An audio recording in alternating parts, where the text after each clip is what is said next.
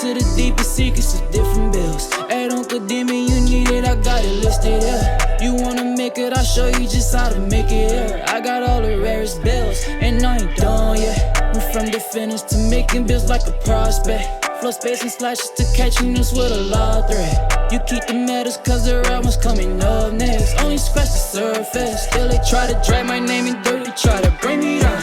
See me winning, you ain't like me. Yo, what's good, my nephews and nieces? This is your favorite uncle, Uncle Demi, and today I have another special banger for you. Right, now listen, before we get too far in the video, you know exactly what you need to do. Make sure you drop a like, and let's get this video to at least 1,000 likes. That'll definitely push the video to the recommended. And furthermore, if you haven't done so already, make sure you subscribe. I'm by far the hardest working YouTuber in the 2K community, and hopefully you appreciate the 9 a.m. and the 5 p.m. daily double uploads. And you can show that appreciation by dropping a like and subscribing. Right now, let's get straight into this video. So today, my nephews and nieces, what we're going to talk about is the best shooting badges for Season 4. After all the updates, what are the best badges to utilize for a guard build and a spot up? Okay, so what we're going to do first is we're going to talk about, of course, the guard build. Okay, so one thing I always like to do is say, hey, let's work in the order of, you got a brand new build.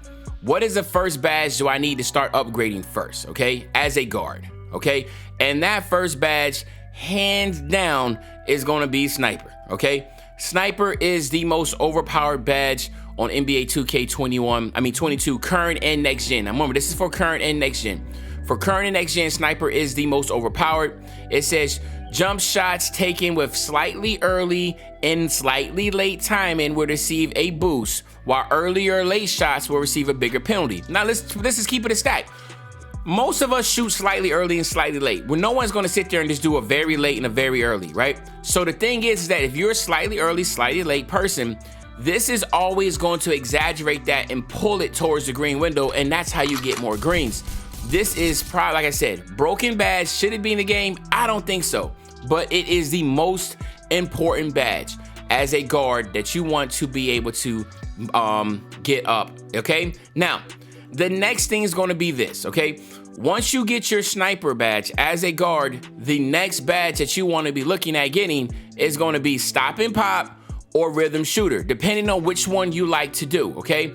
Stop and Pop, as you're gonna see right here, is boost shots ratings on standstill three-pointers after dribbling. Really simple. You know, you like the left, right, or you sig up, and then you run somewhere, you stop and you shoot, that pops up. Stop and Pop in combination of Sniper is OP. Now, Rhythm Shooter, it is increases the chances of a made shot after sizing up your opponent with dribble moves. So if you're someone that's sizing somebody up and then you shoot, this, okay, it'll still work with Sniper. Okay, so I say Sniper, Stop and Pop, or Sniper Rhythm Shooter. That is the first and second badge you need to get up. Okay, now after you get that, after you either get your Stop and Pop and your Rhythm Shooter maxed out, the next important badge is going to be Hot Zone Hunter. There has not been anything that has changed with Hot Zone Hunter. Hot Zone Hunter is still a very viable badge.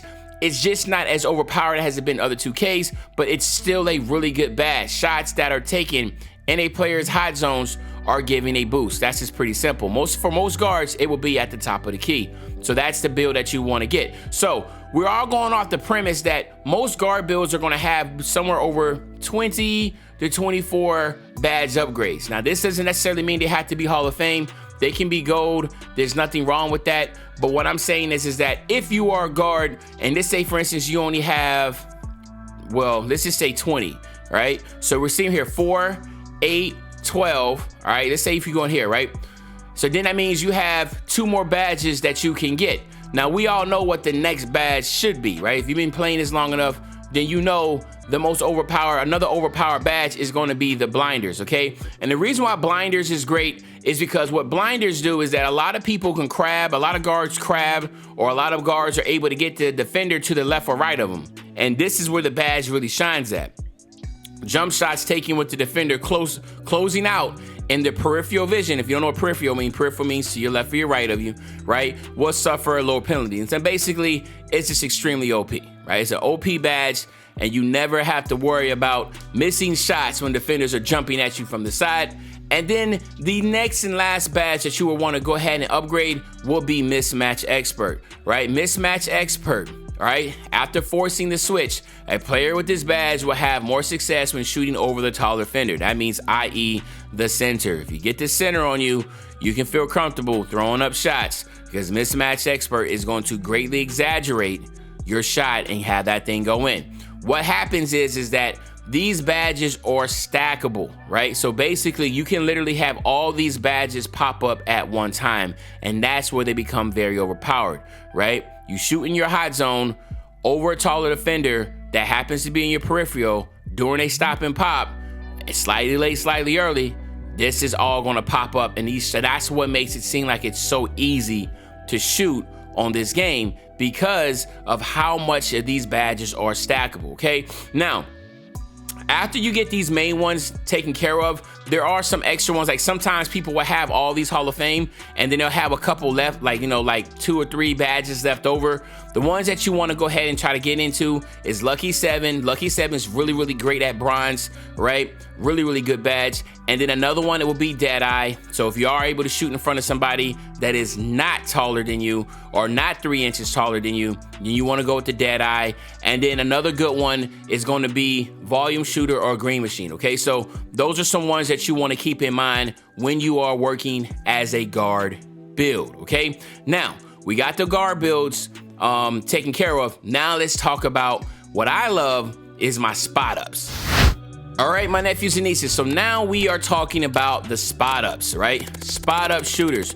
What are the badges that you want to go ahead and start knocking out? And what are the top badges on next gen and current gen for spot ups? Okay, so now let's hop into it. So the first badge that you want to get as a spot up is the same. It is Sniper. We just talked about it. There's no need to go over it again. Sniper is the first badge you want to start leveling up again, because even though you're slightly early, slightly late, it's going to give you the green. Trust me, this is the first badge you want to go ahead and get maxed out, okay? Then after you get that maxed out, the next badge that you want to go ahead and get is going to be Catch and Shoot, right? Catch and Shoot is pretty much self-explanatory. For a short time after receiving a pass, the receiver's ability to knock down threes gets a significant boost. Pretty self-explanatory, really, really overpowered. By far one of the top badges that you can get in this game. And again, you want to get that Catch and Shoot because obviously you are a spot up. It makes sense, so you want to go ahead and get that, okay?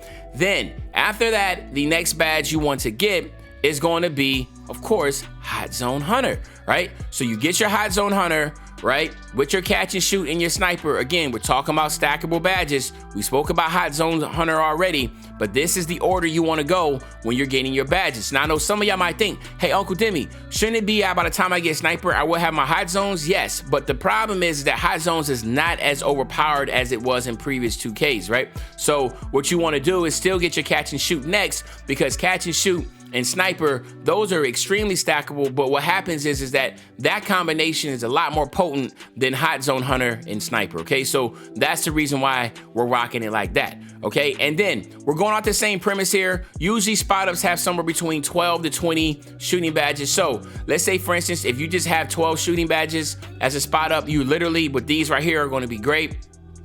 If you're going into that next tier, 16 to 20, then these next 2 badges, again, are really, really good to have. Trust me, you want to go ahead and rock out with Deadeye. Now, here's the thing.